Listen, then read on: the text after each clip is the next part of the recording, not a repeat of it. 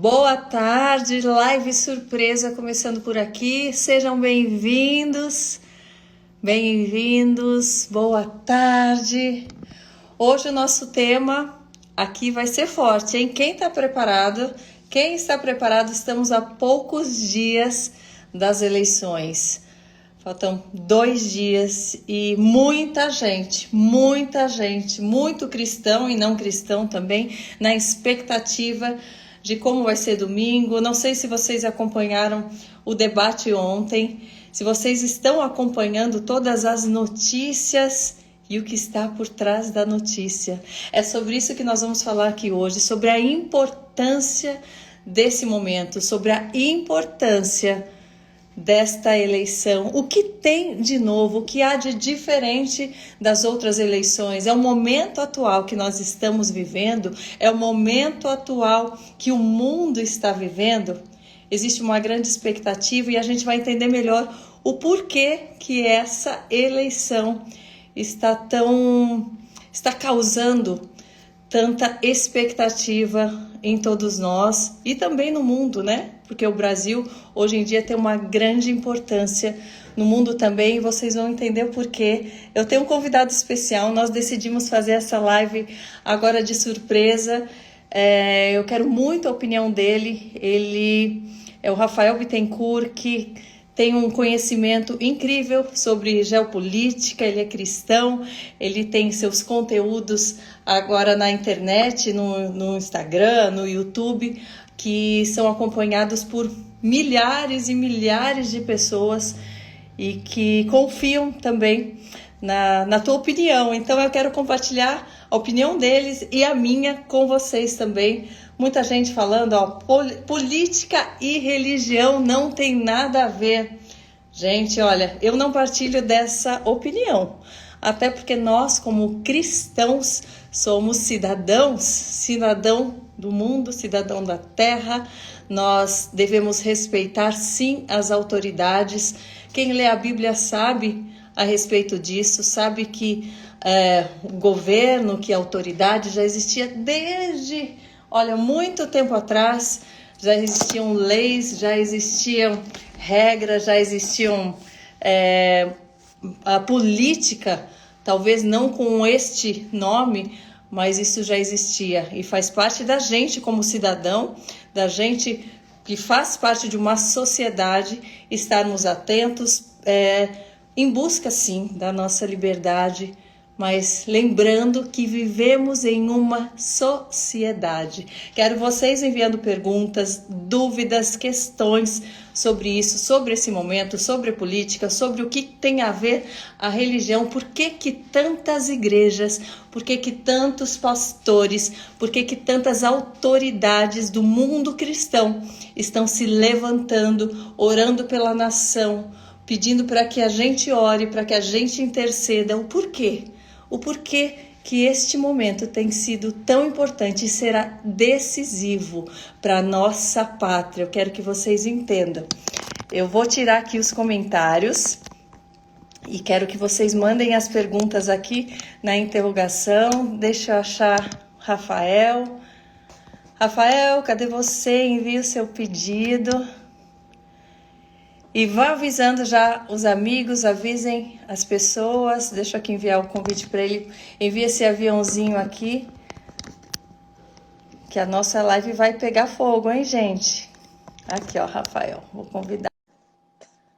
Vocês acompanham o Rafael no YouTube, no Instagram. Já fiz uma live com ele bem importante aqui, que eu acho que vocês já acompanharam. Quem não acompanhou, vá lá no meu canal, no canal do YouTube Karina Bach.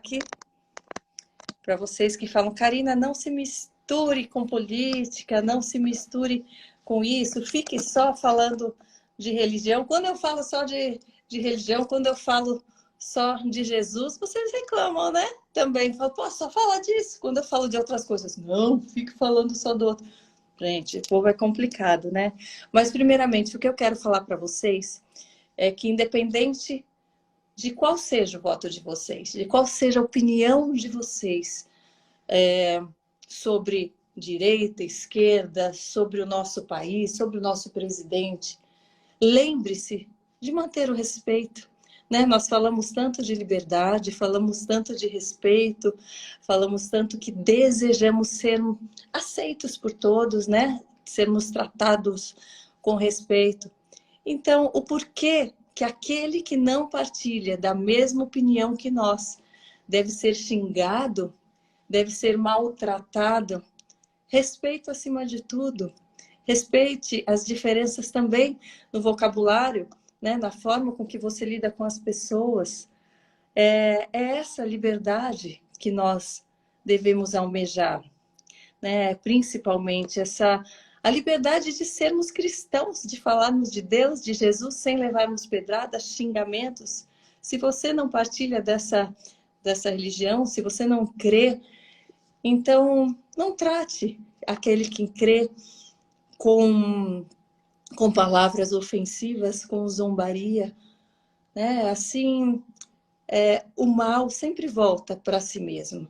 Acaba ferindo os outros, é claro, mas principalmente volta para nós mesmos. Então, que a gente procure disseminar a paz, agindo com paz, agindo com educação, agindo com respeito, né? Não importa que cor é a tua bandeira, não importa o que você acredita, que tenhamos respeito uns pelos outros, que tenhamos respeito até na hora de darmos a nossa opinião, de falarmos das nossas diferenças. É tão bom, né, conviver com pessoas educadas, com pessoas que não precisam provar para os outros, para o mundo, o que acredita, maltratando o outro, dando pedrada, querendo justificar as próprias escolhas, não somente apontando o dedo, como com palavras que ferem, né? Com palavras que ferem não só aquela pessoa, mas muitas vezes uma religião, muitas vezes um grupo, seja minoria, maioria, mas tenha certeza que aquele que joga a pedra, ele fere muito mais a ele mesmo do que o outro. Vou tentar falar com o Rafael novamente. Aqui, Rafael. Ele não está conseguindo entrar. Vou convidá-lo aqui novamente. Rafael, se você não estiver conseguindo, envia você mesmo o convite para mim. Olá, Oi, Rafael. tudo bem? Tudo bem, e você? Bem-vindo, viu? Que bom, Obrigado, deu certo. que bom conseguir um tempo na tua agenda. Eu sei que você está disputadíssimo aí nesse momento, Que isso, que porque isso, é um prazer estar aqui. é importante para nós, sabe, buscarmos entender mais ainda esse momento atual. Eu já tive uma conversa com você falando, né, sobre, enfim, a economia no mundo, os planos, né, do globalismo e tudo mais, mas nós estamos a 2 Aham. dias de um momento muito importante para a nossa nação. E eu queria que você começasse por aí a falar o porquê que esse momento está sendo está havendo tanta expectativa no Brasil, como acho que nunca houve em outra eleição, porque acho que faz parte de um momento importante para o mundo, um momento importante para os cristãos. Eu acho que juntou tudo num momento só. Eu acho que é por isso que a igreja está tão envolvida também nesse momento, como nunca É, em outras eleições. O porquê? verdade. Karina, mais uma vez é muito bom estar aqui com você, com todo mundo que te acompanha, né? É um prazer estar aqui nesse momento. Eu tenho certeza que esse papo vai ser muito esclarecedor e muito oportuno, já que estamos há praticamente um dia e meio, né? 2 dias, um dia e meio da decisão mais importante da nossa democracia, em que exercemos ali nosso direito de escolhermos, né? Inclusive, essa decisão nós não podemos transferir para o outro. Essa responsabilidade é nossa e Deus, em sua infinita sabedoria, ele nos permite entender o que está acontecendo e escolhermos os nossos representantes, já que vivemos uma democracia e não é numa teocracia. Então, eu acho o seguinte: antes da gente falar do contexto local, a gente precisa ter uma visão muito macro do que está acontecendo no mundo. Acho que a primeira coisa, assim, sem bairrismo, sem defender bandeira política especificamente, sem defender uma corrente política e ideológica, a gente precisa olhar o que está acontecendo no mundo. Nós temos hoje no mundo o avanço de ideias ditas progressistas, que esse nome não é muito adequado a essas ideias, porque para mim não é progresso, é retrocesso, mas ditas ideias progressistas, ou na verdade, liberais, né, para o contexto norte-americano, que são ideias contra a família, são ideias de ruptura com valores estruturais da civilização ocidental, né, os valores de fé, de costumes, de tradição, que eles estabelecem como tabu para poder quebrá-los. Então, esse contexto no mundo, é muito importante as pessoas perceberem que nada é à toa, que, será que não existe coordenação? Não, existe coordenação. A clareza, eu tenho clareza de que é algo coordenado para mudar justamente as bases da civilização ocidental, que é fundamentado ali, sem ficar teorizando a coisa, é fundamentado nos valores judaico-cristãos, né? A moralidade judaico-cristã, né? Os valores, então, que conduziram a gente até aqui, a civilização ocidental. Então, nós estamos vendo uma força muito grande para isso passar. E é óbvio que eles, durante muito tempo, planejaram tomar a Corte de Justiça para poder promover essa revolução, tomar universidades, formar universitários, formar professores, utilizar a classe artística e, através da política, então, eles legislarem sobre esses preceitos, sobre essa nova moralidade, o fim da moralidade judaico-cristã, etc. Então, todo mundo que está assistindo a gente não pode olhar para o Brasil imaginando que é algo isolado e entrar num discursinho de que as pessoas que estão falando, os bolsonaristas, eles são odiosos, estão sempre falando coisas odiosas, ácidas, etc., e não conseguem perceber de onde vem realmente a ruptura. Que é o seguinte, olhe, preste atenção no mundo inteiro. Nós só temos 2 pessoas hoje no mundo, e eu vou ser generoso e colocar 3, em termos de país que tenha representatividade na comunidade internacional, que tenha representatividade num contexto regional e mundial.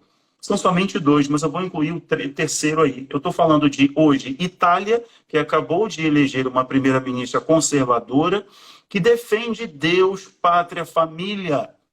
Na Itália, isso foi uma resposta, como a Itália decidiu negociar a sua fé, seus valores, sua tradição, em nome dessa nova moralidade, em nome dessa desconstrução, em nome desse politicamente correto, em nome dessa esquerda globalista europeia. Eles estão sacrificando a Europa, primeiro com seus valores, com seus ideais, com seus princípios. Por quê?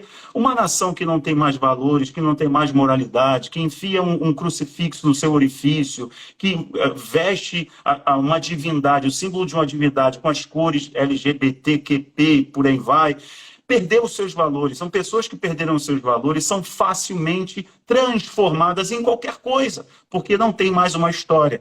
Quem não tem história é suscetível à manipulação. Então, a Europa se rendeu a isso. Então, na Europa hoje, foi um recado a eleição, né, da primeira-ministra, que é a conservadora. E eu apontaria o Orbán. O Orbán, que é o primeiro-ministro húngaro, é o outro que sofre uma pancada de todos os lados por ser conservador, por defender valores que vai contra a esquerda mundial e a esquerda europeia. Ok. E do outro lado do mundo, nós temos aqui no Brasil, pela primeira vez na história, tivemos em 2018 a eleição de um candidato conservador de direita.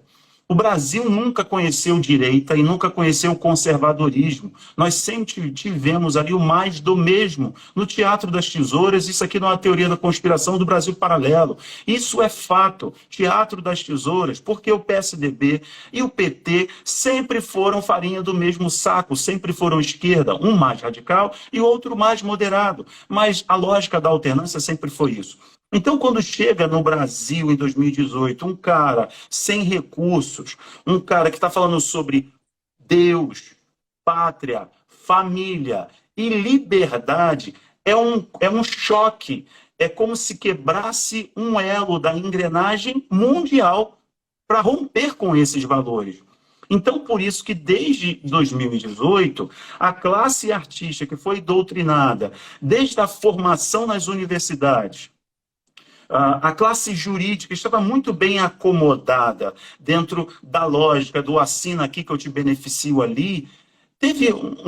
A coisa entrou em polvorosa, eles não sabiam mais o que fazer, porque como pode um cara desse quebrar uma engrenagem do sistema, a ponto, se qualquer pessoa que nos assiste aqui recordar um pouquinho de fala de ministro da nossa Suprema Corte, há um ano atrás ele disse, olha, o presidente que está aí, né, eu vou falar só o número 22, o presidente que está aí, ele impediu a agenda mundial. O que ele está falando? Que o presidente impediu a agenda mundial? Ele está falando da agenda ele está falando da liberação das drogas, ele está falando do politicamente correto, ele está falando das ODS, da Agenda 30 das Nações Unidas.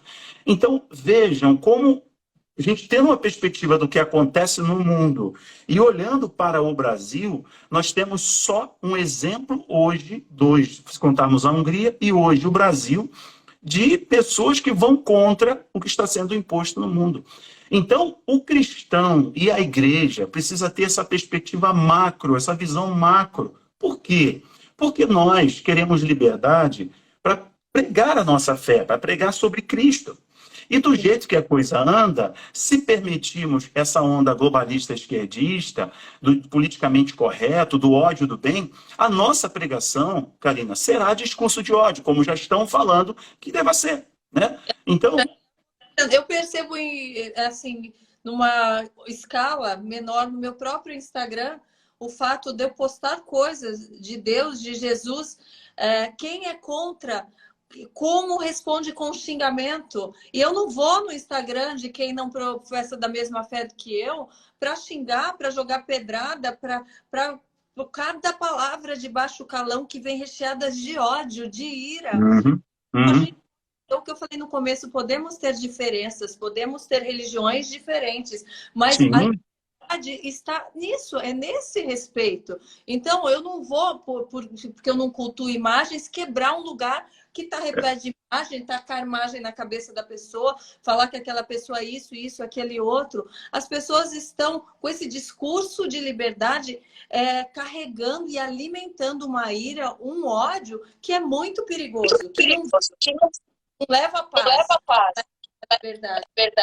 É verdade. A Bíblia fala que a Bíblia nos diz o seguinte, olha, a boca só pode falar aquilo que do coração está cheio. Então, essas pessoas que são super-heróis de rede social, que se escondem atrás de um tecladinho de smartphone, são pessoas muito pequenas. Porque quem promove um ataque desse à honra do outro, pela ideia, pelo divergente, você ter uma opinião diferente, essa pessoa é muito pequena. Essa pessoa não conheceu, de fato, a grandeza do amor de Deus.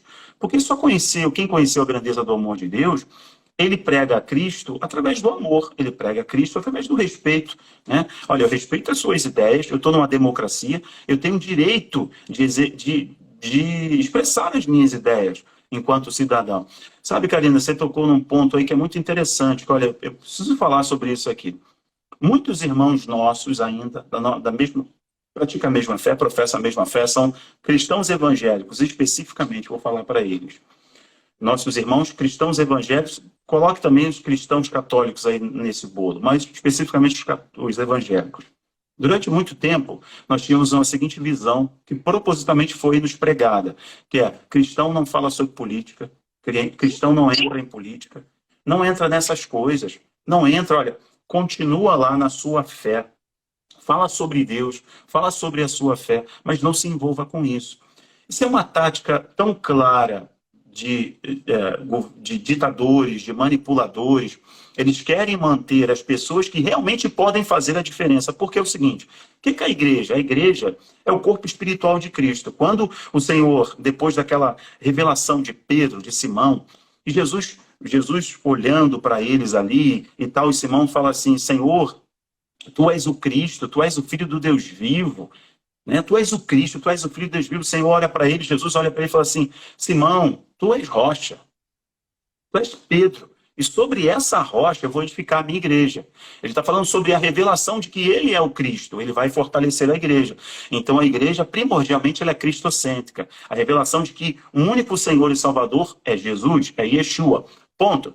Qual é a segunda coisa? Jesus continua e ele diz o seguinte: e as portas do inferno não prevalecerão contra ela. Contra quem? Contra a minha igreja. A minha igreja que influencia este mundo com essa revelação de que eu sou o Cristo. Mas o mais importante aqui é as pessoas entenderem, nossos irmãos de fé, entenderem que Jesus disse: as portas do inferno não prevalecerão. Isso significa o quê? Não é a igreja que fica parada esperando um ataque, resistindo ao ataque do diabo. Jesus diz: as portas do inferno não resistirão. Então, quem vai destruir, destronar, quem vai acabar com as hostes malignas é a igreja. Então, nós, enquanto cidadãos, temos os nossos representantes e não podemos fugir desse exercício e não devemos transferir a responsabilidade. Escolher bem, escolher muito bem, pensar no perfil, quais são as propostas, qual é o partido, qual é a visão partidária, qual é a linha ideológica, se conflita com os nossos valores cristãos, se conflita com valores bíblicos cristãos, pronto, não negocia, acabou a história. Qual é a segunda coisa? A igreja deve, sim, se posicionar no mundo espiritual, porque as portas do inferno não prevalecerão contra a igreja. Então, eu aqui, Rafael, enquanto nós estamos aqui nessa live, no seu Instagram, eu no meu, estamos nos posicionando, falando em quem a gente vota, em quem a gente não vota, etc. Mas enquanto eu estou ali no púlpito, eu estou pregando a Cristo e convidando a igreja para orar, para a igreja militar no campo que lhe é pertinente. A igreja milita no mundo espiritual. Chama para o jejum, chama para a oração. Por quê? O que diz Provérbios? Provérbios, capítulo 8, se não me engano, Salomão está dizendo o seguinte: tudo o que acontece, toda autoridade, todo homem sabe, tudo é pela permissão de Deus. Então, se eles estão governando, é porque Deus permitiu. Inclusive, Paulo nos orienta em uma de suas cartas, ele fala assim: nós devemos orar pelas autoridades, para que a gente possa ter um ministério saudável e tranquilo. Paulo está convidando a igreja a lutar no mundo espiritual, que é onde está realmente o nosso campo de batalha, onde nós militamos. Então, o que eles querem fazer? Que nós, cristãos, fiquemos alijados do processo político. E aí eles conseguem avançar com as suas pautas, conseguem avançar com as suas agendas, inclusive impedir a igreja, inclusive estabelecer leis que conflitam com os valores da igreja. Então, nós estamos em um momento que, se qualquer cristão do Brasil olhar para o que está acontecendo no mundo, fala assim: não dá mais para eu negociar minha fé, não dá para eu ser um crente negligente, eu preciso me posicionar. Se eu olhar para o Brasil e falar assim: meu Deus do céu, toda a Latinoamérica, toda a América Latina está pintada de vermelho.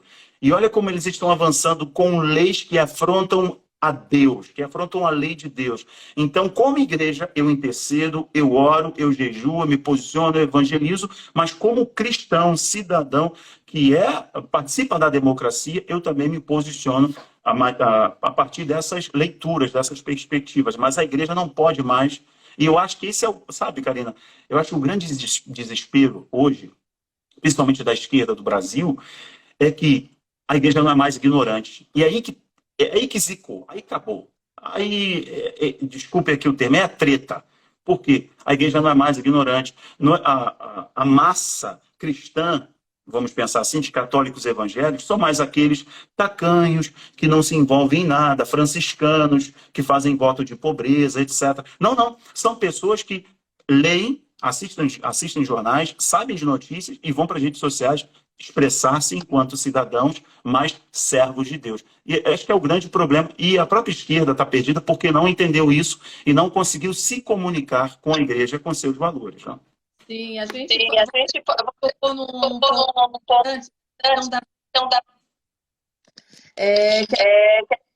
que existe, né? Um plano oculto da mídia, e também pesquisas eleitorais adulterada, justamente para confundir. Muitos deles falam: saiu na vejo que saiu. É como conjunto justo de lei fazer somente. Pois é, Karina, assim, é o seguinte, existem hoje, igual por exemplo o debate ontem, vale a pena a gente pincelar aqui para poder exemplificar, né? É muito interessante, eu assisti todo o debate, fui dormir quase 3 da manhã, tá? E até gravei um vídeo analisando lá, aconselho todo mundo a assistir, que eu tentei fazer uma análise mais sóbria possível, sem bairrismo, sem bandeira política, mas fazer uma análise, uma leitura das estratégias, as estratégias ali. Eu percebo o seguinte, existe um público ainda indeciso, existe um público muito grande da classe ah, C, D e E, que são as pessoas mais pauperizadas, com mais dificuldade de acesso à informação, apesar de que a rede social quebrou muito isso, mas são pessoas que são mais facilmente manipuladas, né? E essas pessoas, sim, são muito influenciadas pelo efeito psicológico de um instituto de pesquisa, que por mais que não gozem de nenhuma credibilidade mais, porque erraram tanto, acabou de sair uma estimativa do Datafolha, que eles aceitam um erro de 15%. Mas que porcaria é essa? Aceitar um erro de 15%? Isso não vale de nada. Ou seja, só tem o efeito na cabeça daquele que ainda está indeciso, que não está muito sólido em suas ideias, de ser aliciado pela multidão. Então, cria essa expectativa de que todo mundo escolheu um lado, esse efeito, primeiro, para tentar justificar alguma ação que não seja republicana, né, que beira a leviandade, que a gente sabe aqui que isso pode acontecer, é óbvio que pode acontecer, não estamos falando que vai, não estamos falando que vai acontecer, mas é possível acontecer. Então, para justificar, eles já estão jogando os índices lá em cima. Mas, pelas ações nas ruas, pelas enquetes ao vivo, pelo engajamento nas redes sociais, por hoje, diferente de 2018, o presidente tem a base com ele tem a máquina pública com ele tem vereadores, ele tem governadores, ele tem senadores, ele tem deputados. Olha o que foi 2018. Quer dizer, os institutos de pesquisa estão mostrando que ele perdeu mais de 30% de tudo aquilo, muito mais de 30%, tudo aquilo que ele conquistou em 2018, quando não tinha dinheiro, quando fazia as suas lives com uma prancha de bodyboard, com uma parafernália de fio, sem roteiro, sem nada, e hoje tendo horário de TV, participando de debates e saindo muito bem, tendo uma base parlamentar muito grande, tendo grande composição dos partidos, do dito centrão com ele. Como que esses institutos conseguem mentir tanto? É para manter uma narrativa e conseguir, de algum modo, seduzir essa pessoa que está indecisa. O debate de ontem é um exemplo disso, que os dois primeiros blocos onde eu acho que o presidente foi super bem, que ele conseguiu pegar justamente esse público da classe C, D e E, que ficou até acordado até aquele momento, e depois só ficaram os militantes, os políticos, os jornalistas, os analistas, porque ninguém mudaria de lado depois de 1 hora da manhã, só fica ali porque quer ver seu candidato mesmo, quer ver o seu representante. Mas eles criam esse efeito manipulador justamente para pegar essa pessoa que está mais ociosa. Porém, eu acredito que Deus envia sempre as suas surpresas, né? Como ele permitiu a mula falar com Balaão, que foi uma grande surpresa, e Balaão tomou um susto, não comparando o padre com a mula, mas ontem a gente viu que Deus permitiu algo acontecer naquele debate, eu tenho clareza disso, porque havia um esquema ali, Karina, havia um esquema muito claro, com toda a esquerda ali, toda a esquerda, do mais do mesmo, havia um esquema, o Ciro aliviando o discurso, a Simone também, a Soraya também do mesmo modo, aliviando o discurso para tentar compor uma imagem de que o grande vencedor do debate foi o ex-presidente, né, o Nine. Ele foi o grande vencedor. Só que eles não conseguiram cravar isso, não conseguiram, porque o padre, na sua simplicidade, sem ter uma proposta de governo tão clara, sem ter um discurso político alinhado, sem ter uma retórica, uma oratória bem polida, mas ele chegou ali na sua simplicidade e a tática arapuca que montaram para o Bolsonaro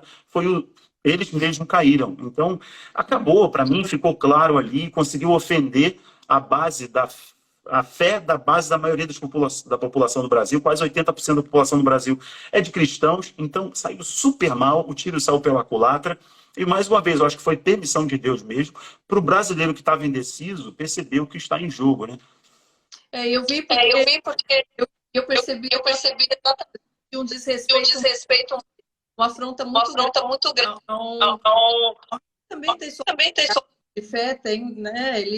É inegável o trabalho dele na fé como padre. Ele foi completamente desrespeitado ali, completamente. E depois o discurso que a gente vê é que Não, eu não vou perseguir a igreja, eu não vou fazer, eu não tenho problema nenhum com isso, mas na prática não é o que a gente já está vendo, né? A gente já está vendo um discurso que não vem acompanhado de uma ação e é muito perigoso, é preocupante para o povo cristão, para o povo que realmente busca valores conservadores, pensando sim na família, pensando nos filhos que estão por aí, porque parece que essa liberdade que as pessoas estão pregando é uma liberdade que não precisa de regras, que não precisa de leis, né? Um país sem lei, um país sem regras, um país sem respeito, é um país da anarquia, é um país que é fadado à morte. A morte. Pô, Não. Pro bom, Exato. Exato. Ó, só a gente pegar a publicação da mídia, que é muito ali, são militantes ideológicos, né? A mídia hoje, eu acho que a gente está presenciando o fim do jornalismo, aquele jornalismo mesmo profissional, a gente está presenciando esse fim, junto com o fim da credibilidade da grande mídia, porque se a gente pegar o que as jornalistas comentaram, a jornalista da Globo, a jornalista que são anti-presidente, né? Enfim, a gente consegue perceber eles praticando o tal ódio do bem.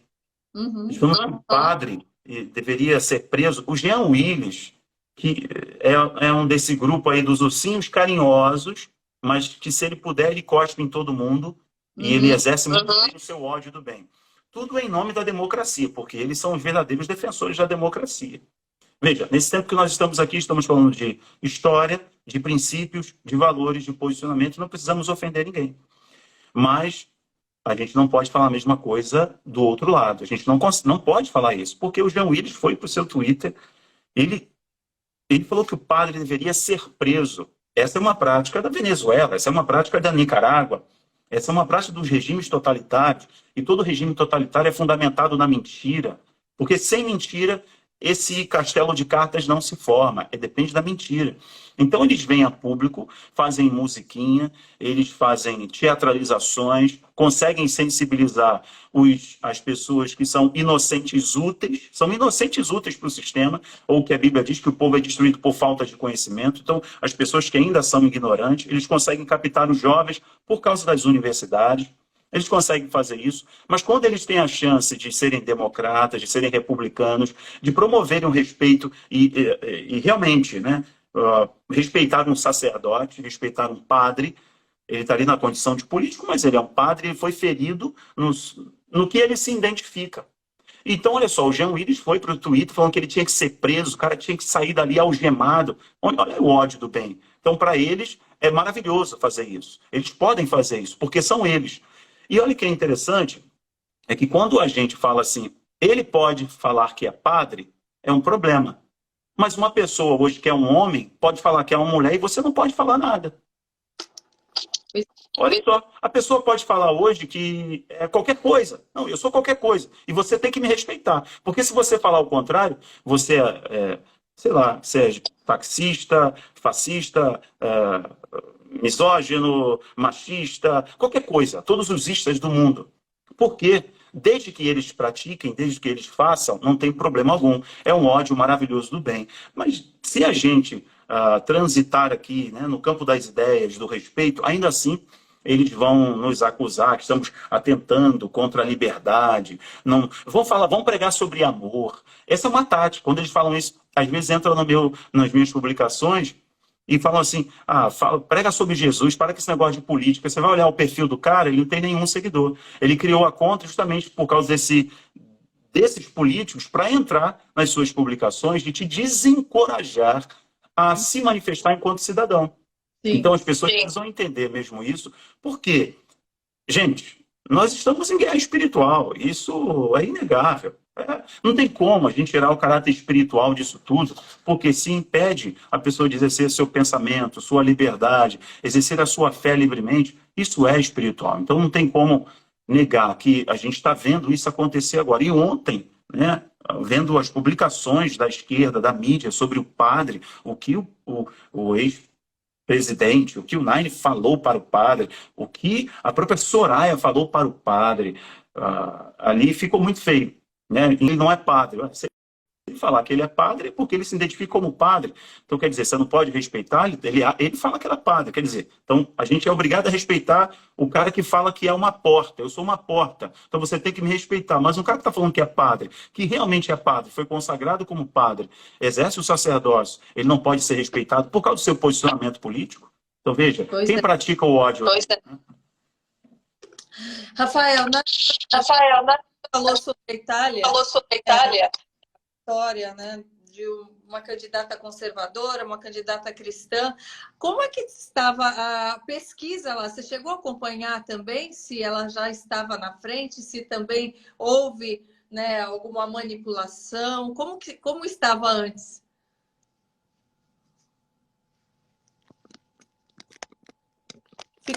Ficou mudo o seu áudio aqui para mim. Ok. Agora vai, né? Agora vai. Então, quando eu vi que ela venceu, eu vi, caramba, que surpresa! Porque toda a mídia europeia, que é uma mídia esquerdista, né, a rotulava como neofascista. Candidata de extrema-direita neofascista. Inclusive, teve representante político da Europa dizendo: nós vamos manter a nossa linha de diálogo com a Itália apesar do neofascismo. E olha o que ela defende. Eu vi até um episódio que ela estava num comício, em ato de campanha, e sobe um rapaz com a bandeira LGBT. E ele, ofensivo, gritando para ela, colocando o dedo na cara dela, vê um segurança, e ela fala para o segurança: não, deixa ele falar, por favor. Eu vou te respeitar. Eu só quero que você respeite as minhas ideias, porque eu quero que você fale, porque assim a gente consegue evoluir enquanto cidadão, a gente consegue evoluir enquanto ser humano. Vai lá, expressa as suas ideias. E o cara esbravejando falou: terminou? Muito obrigado, não saia. Agora, me escute, por favor, eu quero defender as minhas ideias. E ela voltou falando sobre Deus, igreja, família, liberdade, nação, né? História, valores. Então, eu fui dar uma olhada, falei: peraí, como é que ela estava? Em sua grande maioria, eles diziam que ela não tinha condições de vencer. Então, está provado como eles tentam a todo custo. Um outro instituto mostrava que estava empatado, né? Ou no início, a boca de urna dizia que ela não ia vencer, mas quando foi já para o meio do dia ali, eu fui acompanhando, já era, já foi dado como vitória, porque a boca de urna, inclusive aqui no Brasil, decidiram que agora não vai ter boca de urna. Esse ano, sempre teve, mas esse ano não vai ter boca de urna, sei lá por quê, né? Então, lá na Itália, ali, a boca de urna já falou: não tem como mais. Ela venceu, não tem como virar esse negócio, e eles se entregaram, se renderam e foram para o ataque, acusá-la de antidemocrática, de neofascista, de totalitária, etc. Então, a gente aqui no Brasil, a gente já está casca grossa, né? Já está casca grossa, pode falar que é fascista, pode falar que é intolerante, pode ser o que for. Essas narrativas não colam mais, porque qualquer ser humano, qualquer pessoa que mais interessado na informação, ele vai ver que, peraí, de onde vem o ódio mesmo? De onde vem a intolerância? Isso é só uma narrativa? Ou é uma estratégia? Ou realmente o outro lado que eles estão acusando é intolerante, é antidemocrático, vai dar um golpe realmente? Será que vai fazer isso? Não deu até agora, não fez até agora. Não vai ser diferente, a gente sabe de onde realmente vem a intolerância, vem o ódio. Eles querem silenciar, viu? É uma estratégia clara de silenciar. E, para mim, a cereja do bolo desse pleito agora é a igreja. A cereja do bolo é a igreja. É a igreja. Eu nunca vi na história desse país... Eu leio, estudo, analiso já há um tempo sobre política, e eu nunca vi na história desse país uma mobilização que a igreja assumiu a liderança. A igreja, os pastores falaram: não, nós estamos convocando todo mundo para jejum, para oração, os pastores indo em suas redes sociais e não se acovardando, né? Porque ainda tem muita gente que de hoje até domingo vai tomar coragem, vai na sua rede social e vai se expor, vai falar, né? Porque existem milagres que acontecem pela exposição, tem outros que acontecem no silêncio. Então, se a gente realmente quer viver isso, sem misturar o espiritual com o natural, mas se a gente quer viver um milagre, que é o Brasil ser uma resistência a essa onda mundial, a gente tem que se expor. A gente tem que ter coragem mesmo de se expor. E nesse momento, sabe, que é um momento importante, nós já falamos na outra live sobre a volta de Cristo, sobre todos os acontecimentos que que estão, né, corroborando justamente para que a gente perceba o final dos tempos, essa agenda global e tudo isso. Qual é o seu ponto de vista da importância, então, do Brasil e da igreja para esse momento? Assim, o que a gente pode esperar caso o Brasil, daqui para frente, seja governado por um direitista e um esquerdista? O que pode mudar? Qual é, né, o ponto-chave aqui para que as pessoas pensem bem na hora de escolher o seu voto? Bom, a sua pergunta é ótima mesmo, porque assim, eu lembro, eu até fiz um vídeo recente sobre isso, e esse fato ganhou notoriedade nessa última semana nas redes sociais, sobre a profecia da Stacey Campbell, que lá em 2014, né, tomada pelo Espírito Santo, ela viu Deus invertendo a ordem de poder, não a polaridade do mundo. Ela diz ali que viu Deus invertendo os que eram pequenos, que sempre foram subjugados, né? E eles tendo voz, influenciando a sociedade, e a sociedade não os mudaria. Obviamente que ela está falando de uma onda de valores cristãos aí. Porque a sociedade se secularizou profundamente. A Europa, que já foi berço do avivamento, espalhou o cristianismo pelo mundo. Estados Unidos foi fundado por cristãos, fugindo da reforma, da perseguição. A gente vê, então, a Europa, como berço do avivamento, se secularizou. Igrejas que não são mais igrejas, seus templos hoje são boates, né? Então, veja, perdeu seu valor, perdeu seu princípio espiritual. Os Estados Unidos se secularizou, proibindo primeiro a questão da Bíblia, depois a oração. E hoje, inclusive, os Estados Unidos ergue altares a Bafomé, né? O templo satânico legitimando o aborto em seus templos como um direito religioso. Então a gente está diante de uma realidade que onde mais no mundo se levantaria uma igreja pegando a bandeira do seu país e falando, aqui não. Isso é único na história. Então, o que acontece? Essa onda mundial, ela tem... Por qual intuito, vamos pensar assim? Impedir um cristão de falar, impedir a pregação do evangelho. Ora, se a ordem de Cristo, lá em Marcos, no finalzinho do livro de Marcos, o Senhor Jesus fala para os seus discípulos, ide ao mundo todo, pregar o evangelho a toda criatura. Todo aquele que crê e for batizado será salvo. Mas aquele que não crê já está condenado. Essa é a grande comissão. Todo crente, quando ele aceita Cristo, toda pessoa quando tem um encontro com Cristo e vai lá para os seus rudimentos da fé, vai aprender sobre a fé cristã numa igreja cristã, né, católico evangélica, primordialmente a igreja evangélica, ele aprende, porque Deus amou o mundo de tal maneira, que deu o seu Filho único, para todo aquele que nele crê não pereça, mas tenha vida eterna. Depois ele aprende, ide ao mundo inteiro. Ide ao mundo todo, pregar o evangelho a toda criatura. Ou seja, todo cristão é um missionário. Todo cristão tem a obrigação de influenciar alguém, de falar do amor de Cristo para alguém, de anunciar que Jesus volta, que tudo será redimido, que o reino de Deus vem. Então nós temos que pregar o reino a toda criatura. Então qual é a intenção das trevas? Avançando todas essas agendas, alinhando corte de justiça, alinhando a política, criando leis e alinhando a cor de justiça, colocando artistas influenciando a cabeça de adolescentes e de jovens, secularizando valores, quebrando princípios, ferindo ali a estrutura da civilização ocidental em seus valores. Por qual intuito? Para que eles negociem a sua fé, para que eles relativizem sua fé, para que eles esqueçam a sua história, para que eles esqueçam da sua origem. A partir daí, eles conseguem, então, impedir a pregação do evangelho, impedir que o perdido seja salvo, impedir que a pessoa que está nas trevas venha para a luz. Esse é o intuito do diabo. Nós estamos em uma batalha que realmente ou você traz a pessoa para a luz ou o diabo vai levá-la para um abismo. O salmista diz que um abismo chama por outro. E a nossa visão sobre o Brasil, entrando na sua pergunta aqui especificamente, o Brasil, nesse momento agora, ele pode colocar, não só dar o direito a um presidente que representa a fé cristã, a liberdade, a democracia, né? Deus, pátria, família e liberdade são seus pilares, é o seu bordão, é seu jargão, né? Deus está acima de tudo e de todos. Então, dando a ele o direito de mais 4 anos, nós também temos que colocar deputados e senadores, que é onde estarão as leis que nos garantirão o direito de exercer a nossa fé. Lembrando a vocês que isso não é uma retórica minha, não é um discurso para, através do medo, fazer a pessoa escolher um candidato. Lembra que no Rio de Janeiro eu fui o primeiro a combater um projeto de lei que estava sendo aprovado no Rio de Janeiro, de um deputado aqui do Rio de Janeiro, estava pré-aprovada essa PL, um projeto de lei, que tornava o culto ao ar livre assédio religioso.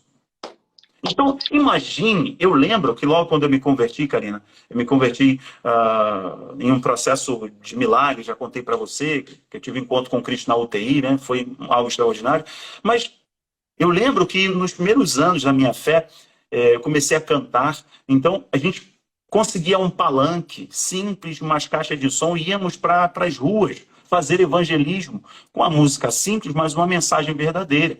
Íamos lá pregar e muitas pessoas aceitando Jesus, sendo curadas. Então é tradicional da igreja evangelizar, fazer o culto ao ar livre. E esse projeto de lei queria tornar o culto ao ar livre assédio religioso. Por quê? Se você está evangelizando, exemplo, um bandista, é porque você não respeita a fé dele. Olha a lógica por trás disso. Aí quando eu vi essa PL, eu falei, não é possível que a igreja não está percebendo que anos e anos de alienação, anos e anos da máxima, a igreja não se envolve com política, anos e anos de ignorância permitiu que legisladores que vão criar leis contra a fé cristã e com o aspecto espiritual, impedir que o perdido seja salvo, esteja acontecendo. E aí eu fiz live, fui para cima, caiu o projeto de lei. Foi tanta pressão que caiu o projeto de lei, depois ele veio para a rede social me criticar. Então vocês que estão nos assistindo, diante da pergunta da Karina, nós estamos no fim dos tempos, Deus está separando o seu povo. E nós, como igreja, devemos pensar o seguinte, cara, qual é o projeto de governo eu tenho que escolher para que nós, igreja, consigamos mais tempo, liberdade para falarmos de Cristo, falarmos do seu amor, exercermos a nossa fé sem sermos tão tolhidos e prejudicados. Porque seremos tolhidos, seremos prejudicados. A questão é, em que intensidade? Daqui para frente as coisas vão se acirrar, mas enquanto eu puder escolher legisladores, um representante do executivo, pessoas que vão criar leis que nos protejam, eu vou fazer. Primeiro como cidadão e segundo no reino de Deus, porque eu quero continuar pregando. Então hoje eu falo sobre política para amanhã eu poder falar sobre Jesus, porque se eu não perceber, a coisa vai ficar difícil lá na frente. Concordo. Tá? Meu meio pipocado, né? Não sei porquê. Ele tá metalizado, falaram aqui. Eu queria que a gente finalizasse com uma oração para que a gente realmente tenha discernimento na hora do voto, para que a gente clame realmente pelo nosso país, por Cristo mesmo, para que o Cristo continue operando na nossa nação, né? Para que estejamos realmente com olhos abertos, ouvidos atentos, mas principalmente conectados com o Senhor na hora do voto também, que é um momento muito importante, né? Ele está ali operando em nossa nação, porém depende da nossa escolha, depende do nosso voto. Ele nos dá o livre-arbítrio para isso. Então, que a gente tenha essa consciência, né? Nesse próximo domingo. Eu só fechei o microfone que eu acho que fica melhor para não ficar picotando. Eu queria, antes da gente orar, Karina, e concordo com vocês, tem que orar mesmo, ler o texto lá de Provérbios, que as pessoas sempre citam Romanos 13, que toda autoridade na terra foi constituída por Deus. Ele não está falando só de políticos, está falando de toda a autoridade, que nós devemos orar pelas autoridades. Mas a gente entende melhor Romanos 13 quando a gente lê Provérbios 8, Provérbios 8:15, que diz assim, por meu intermédio reinam os reis, os príncipes decretam justiça. Por meu intermédio governam os príncipes, os nobres e todos os juízes da terra, por intermédio do Senhor. Uma coisa interessante é que dizem assim, crente não fala sobre política. Onde está isso na Bíblia?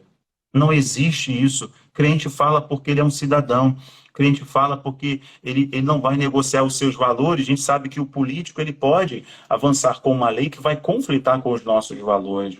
A gente sabe muito bem que no período bíblico eram reis, Então, a Bíblia fala muito sobre política, inclusive o livro de Reis, o livro de Crônicas, fala muito sobre política, contando a história de Israel.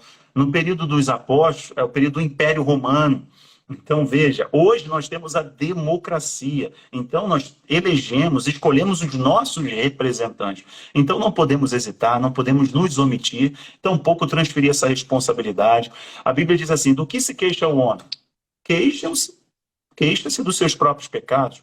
Então, desse pecado, da omissão, nós não podemos nos queixar. Aqui, eu e você estamos nos posicionando. Eu espero que todos que estão nos assistindo agora, vão assistir depois, não se omitam, se posicionem, sabe? Não sejam destruídos pelo pecado da omissão. É um tempo muito oportuno, muito bonito da nossa pátria, da nossa nação, todo mundo vestindo verde e amarelo, parece até da época da Fórmula 1, do Ayrton Senna, parece até o negócio da Copa do Mundo, tá todo mundo. Eu vi uma cena, fala. Não, aliás, falaram, né, recentemente, eu vi falar, a direita está tomando a bandeira como se fossem deles, a bandeira é nossa. Ué, por que a esquerda não usa a bandeira, então? Tá sempre de vermelho, eu queria entender. A gente ama, usa mesmo. Por que eles tomaram o hino nacional? Mas é claro, eles cantam o hino internacional socialista. A gente canta o hino nacional. Ponto. Os artistas do Brasil estão pisoteando a bandeira. Lá nos Estados Unidos, pisoteando a bandeira do Brasil. Nós estamos estendendo na varanda das nossas casas. É só comparar, né? É só comparar. Eu acho assim, não existe ninguém perfeito e qualquer ser humano, qualquer pastor, cristão ou não, qualquer cidadão que transfere para um político a expectativa de uma perfeição, está fadado ao fracasso, vai dar errado.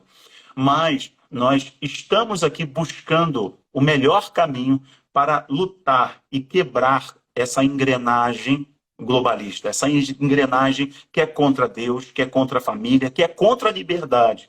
Então, se a gente quer quebrar essa engrenagem, temos uma oportunidade agora. Eu falo, Karina, que mais 2 mandatos da direita e o Brasil se torna uma potência em todos os aspectos.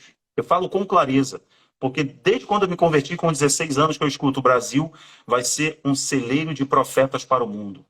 Quantas profecias eu lembro aqui, agora conversando com você, que desde a minha conversão eu ouço Deus falando através de seus profetas que vai levantar o Brasil no fim dos tempos. Então eu tenho clareza que o Brasil pode falar para o mundo, porque o Brasil não se rendeu a Moloque, o Brasil não se rendeu a esse bezerro de ouro globalista, o Brasil protege a família, o Brasil protege as crianças da ideologia de gênero, o Brasil protege a sua liberdade, o direito do seu cidadão exercer a sua liberdade. Então nós temos hoje uma oportunidade e que nós possamos orar aqui agora para que toda resistência, que todo plano arquitetado, a Bíblia diz que não há nada em oculto que não seja revelado. Então nós que estamos aqui, quase 2 mil pessoas ao vivo, nós somos candeias, né, que estamos iluminando. Nós somos faróis.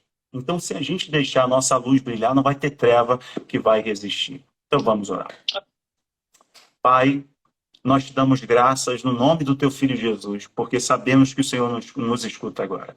Obrigado, Senhor, porque temos a oportunidade de, com responsabilidade, através da transformação da nossa mente que a tua palavra fez, a mudança do nosso pensamento, a iluminação do nosso interior pela luz do teu evangelho. Obrigado, Pai, porque podemos agora influenciar esse mundo. Podemos influenciar esse mundo pregando, cantando, amando, respeitando e também exercendo a nossa cidadania de modo mais cristão, responsável e espiritual possível. Senhor, a tua palavra diz que o homem espiritual a tudo discerne espiritualmente e é impossível qualquer servo teu, Senhor, não ver que nós estamos em grande batalha espiritual. Então, Senhor amado, eu peço, no poder do nome do teu Filho Jesus, que o Senhor dispense anjos a guardar, Senhor, os homens que estão diretamente encabeçando todo esse processo. Meu Pai, não permita que nada aquilo que venha a ser antirrepublicano, que aquilo que seja ilícito prevaleça sobre o lícito, Senhor. Que a mentira não prevaleça sobre as trevas. Pai, nós te pedimos que Cumpra-se sobre o Brasil tantas profecias e palavras proféticas que foram liberadas sobre essa nação. Cumpra, Senhor. Nós, como igreja, trazemos à existência agora o que não existe. Existe no mundo espiritual e nós trazemos a existência para essa nação. Senhor, como ministro do teu evangelho, eu abençoo cada filho teu, cada filha do Senhor, que no domingo agora, Senhor, vai exercer a sua cidadania, mas também vai se posicionar diante de todas as trevas ideológicas, diante de todas as trevas que avançam no mundo, e nós daremos uma resposta, Senhor, não só para o Brasil, mas para o mundo, de quais são os nossos valores, e o Senhor é o primeiro deles. Tu tens a primazia, tu és o primeiro de tudo, porque tu estás, Senhor, acima de todas as coisas. Senhor amado, aguarda todas as pessoas que vão trabalhar nas zonas eleitorais, Senhor, para que não haja nenhum tipo de agressão, para que as pessoas tenham clareza e consciência. Eu peço, Senhor amado, dispensa os teus anjos sobre o céu do Brasil, meu Pai. Põe um anjo forte, Senhor amado, junto com o presidente e toda a sua equipe, e que seja um processo bonito, e que o teu povo celebre a vitória, Senhor amado, às 19h30 do domingo, dando uma resposta para o mundo e tributando uma vitória, que não é só uma vitória política, mas é uma vitória da fé, daqueles que se posicionam no poder do teu nome. Pai, a tua palavra nos diz que nós devemos orar pelas autoridades, e nós já abençoamos a vida do presidente Bolsonaro, e abençoamos a vida daquele que vai continuar, que acreditamos que é o presidente Bolsonaro, mas se porventura, Senhor, a população escolher outra coisa, nós também o abençoaremos como igreja. Entendemos, Senhor amado, que esse é o teu pedido, essa é a tua ordem, mas oramos, Senhor, para que o teu povo tenha uma vitória e que possamos continuar pregando a tua palavra com liberdade e defendendo os valores fundamentais. Muito obrigado por esse tempo, obrigado pelo despertar da tua igreja, e eu tenho certeza que isso é importante para o teu reino, e que a tua igreja não perca a perspectiva, Senhor, da santidade, que é o mais importante. É seguir a paz com todos, e a santificação é onde a gente tem que, Senhor amado, realmente se posicionar. Obrigado por esse tempo, obrigado pela tua filha Karina, que tem se dedicado, que está se expondo, Senhor, que está se posicionando, que o Senhor possa recompensá-la, e que de todo o ataque que ela recebeu, tenho certeza que o Senhor levantará, Senhor, 7 vezes mais pessoas encorajando-a e intercedendo, cobrindo ela de oração, ela e toda a sua casa. Obrigado, Pai. Nós te glorificamos agora em nome de Jesus. Amém. E graças a Deus. Amém. Amém. Que você seja também infinitamente recompensado pelo teu ministério, pelo teu trabalho, pela tua dedicação, pela a tua verdade e realmente dedicação em passar para a gente o que está de acordo com a palavra de Deus. Que você continue sendo uma voz para esse mundo, uma voz para essa geração e para todas as outras que virão. Que o Senhor te unja da cabeça aos pés diariamente para enfrentar qualquer obstáculo que venha contra a vontade do Pai. Que os caminhos se abram em tua vida, que as portas se abram, que cada vez você atinja mais e mais vidas, mais e mais almas. Que através do teu ministério pessoas sejam transformadas, vidas sejam alcançadas, almas sejam restauradas, para que se alinhem aos planos de Deus, aos propósitos de Deus para cada um deles. Muito obrigada, Rafael, que Deus continue abençoando a tua casa, a tua família e todo o seu trabalho.